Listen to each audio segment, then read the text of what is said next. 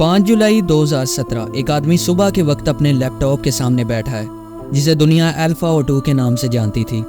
Suddenly एक car उसके घर के गेट से टकराती है। वो जल्दी से उठता है और बाहर आता है। A mistake with the serious consequences।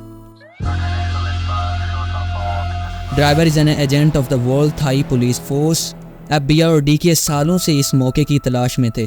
7 countries की सीक्रेट एजेंसीज मिलकर इस एक आदमी को ढूंढ रही थीं। And finally the hunt for the king of the dark web is came to an and.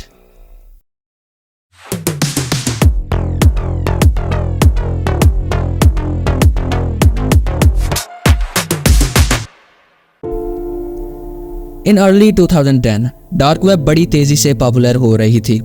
लाखों लोग डार्क वेब पर जाने लगे। हर तरह के इल्लीगल काम डार्क वेब पर होना शुरू हो गए थे। ड्रग डीलिंग, मर्डरिंग और वेपन सेलिंग शुरू हो गई ऑन अ मैसिव स्केल।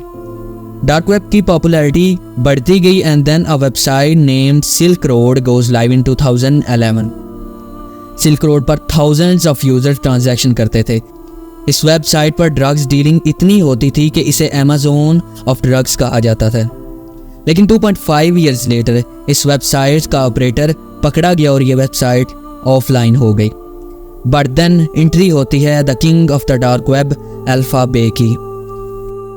इन जुलाई 2014 एक आदमी जिसे दुनिया अल्फा O2 के नाम से जानती है, उसने अल्फा बे के नाम से एक मार्केट प्लेस बनाना शुरू कर दी और जस्ट 5 महीनों बाद अल्फा बे डार्क वेब पर पब्लिक हो गई थी।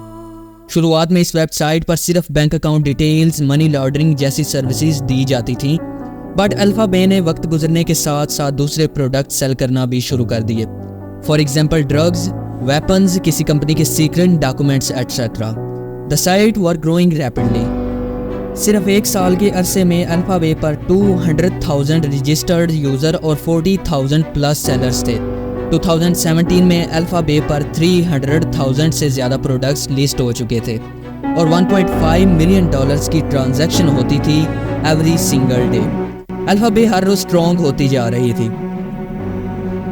But on another hand FBI इस बात पर रिसर्च कर रही थी कि आखिर इस मार्केट प्लेस के पीछे किसका मास्टरमाइंड है, कौन है जो इतनी बड़ी वेबसाइट को रन कर रहा है। अमेरिकन इन्वेस्टिगेटर्स भी इस अल्फा बे के सर्वर्स को लोकेट करने की कोशिश कर रहे थे। They tried a different way. उन्होंने अनोनिमसली डिफरेंट प्रोडक्ट्स को अल्फा बे से परचेज करना शुरू कर दिया ताकि उन्हें कोई लीड मिल जाए against the man alpha O2। लेकिन ऐसा लगता था कि इस गेम का मास्टरमाइंड इन सब से कई कदम आगे था। वो इस गेम के सारे रूल्स जानता था। बट दिसंबर 2016 में इन्वेस्टिगेटर्स को एक बहुत बड़ा सबूत मिल गया था। अल्फा बे के अर्ली डेज में जब कोई यूज़र साइन अप करता तो उसे एक वेलकम ईमेल भेजा जाता था। FBI के हाथों अब वो वेलकम ईमेल लग चुका था जिसकी मेटा डेटा में ट्रू सेंडर यानी अल्फा O2 का पर्सनल ईमेल एड्रेस भी था और ये ईमेल एड्रेस था pimpalex91@hotmail.com। इस ईमेल की मदद से FBI ने अल्फा O2 की फ़ोटोज़ जो कि एक वेबसाइट skyrock.com पर पब्लिश थी वहाँ से निकाली और इसका असल नाम था अलेक्जेंडर कैजिस। एलेक्स का पेपल अकाउंट और लिंक्डइन प्रोफाइल भी FBI के हाथों लग चुकी थी। FBI को पता लग चुका था कि अल्फा बे के पीछे कौन मास्टरमाइंड है। On July 5, 2017 एक टोयोटा कैमरिन जिसके अंदर एक FBI एजेंट था वो कैजी के घर के गेट से टकराती है। कैजी जो उस वक्त अपने लैपटॉप पर अल्फा बे के एडमिन अकाउंट में लॉगिन था वो अपने लैपटॉप को छोड़कर बाहर आता है। FBI उसे अरेस्ट कर लेती है। इन्वेस्टिगेटर्स उसके कमरे में जाते हैं जहां लैपटॉप पर अल्फा बे का एडमिन अकाउंट लॉगिन हुआ था।